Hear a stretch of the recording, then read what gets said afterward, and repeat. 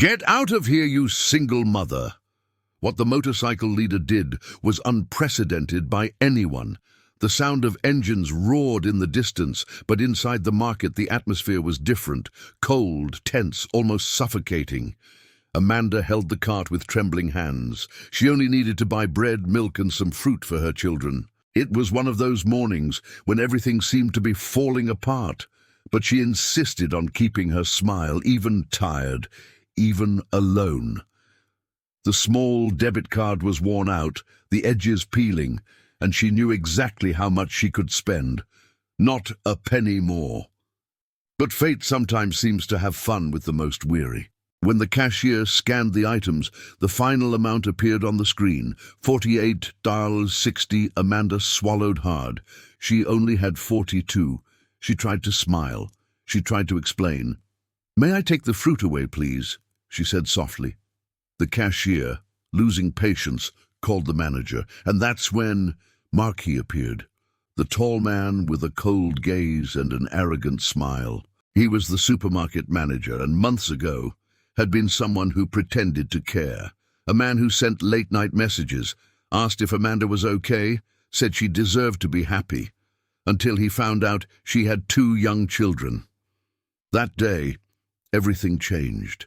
He went from kind to cruel in seconds. He said he liked her, but not burdens. That if she wanted a better life, she should leave the children with their mother and start over with him. Amanda refused, and Mark never forgot. Now, there, he saw the perfect opportunity to take revenge. "What's this, Amanda?" he said loudly, drawing everyone's attention. "Buying things without money again?" "No, Mark. It was a mistake. I just—" "Shut up!" he interrupted, grabbing the bag and throwing it on the floor. The apples rolled down the hallway. "You should be ashamed. You come here pretending to be a good mother, but you can barely support your own children." People started staring. Amanda bent down, picking up the fruit, her eyes welling with tears. "Please don't do that. My children are waiting for me." "Your children?" Mark laughed loudly. "It's because of them that nobody wants you. You had your chance, Amanda. I could have given you a good life, but you preferred to stay there carrying dead weight. Do you know what you are? A failed single mother?" The words cut deep. Amanda fell to her knees, clutching the apples as if they were all she had left. People kept staring, but no one did anything. The silence was complicit, and then outside, a sound began to grow. Deep, distant, the sound of heavy engines coming from the street.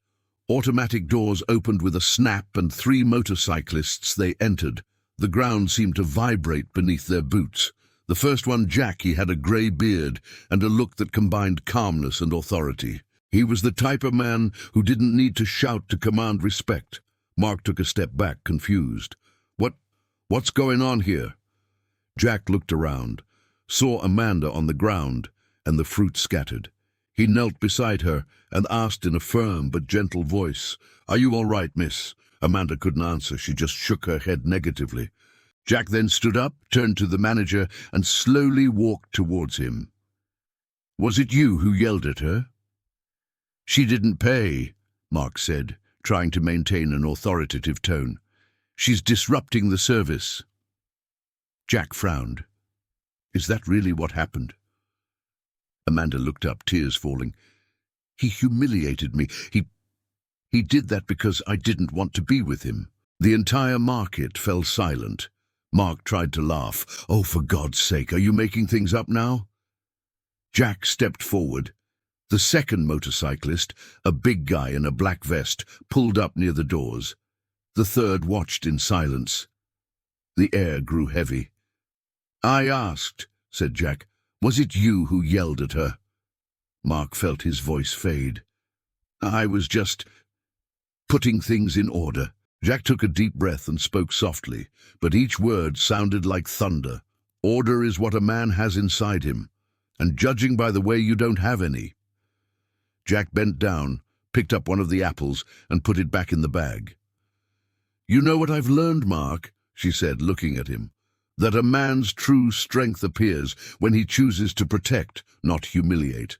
Mark tried to fight back, but Jack simply took out his wallet, placed some bills on the counter and added, "This pays for everything, and the change, you save it to buy some respect." Jack reached out his hand to Amanda and helped her to her feet. People made way for her. She was trembling but gradually recovered. Outside, as the engines roared again, Amanda looked at him with teary eyes. "Why did you help me?" he asked, still confused. Jack took a deep breath, adjusted his leather gloves and replied, "Because many years ago, a man did the same thing to my mother, and I never forgot." Amanda tried to smile, and for a second, she seemed to find hope again. As they left, Mark stood in the middle of the market, staring at his own shadow reflected on the ground. For the first time, the man in charge felt the weight of being too small in the face of what truly matters: respect. That morning, Amanda left the market with her head held high, but what she didn't know was that the Hells Angels would continue watching, not out of pity, but because deep down they knew there were still many people in need of someone who, he does not turn his face away from injustice. And now, I want to ask you, what would you have done if you were there? Would you have stayed silent or stood up for what's right? Tell me in the comments below. I really want to know your opinion. If this story touched your heart, leave a like. It helps more people see this message. Don't forget to subscribe, because every day we tell real, powerful stories that will make you feel. And before you go, look at your screen. There's another story waiting for you right now. Click and watch it. I promise it's even more emotional than this one.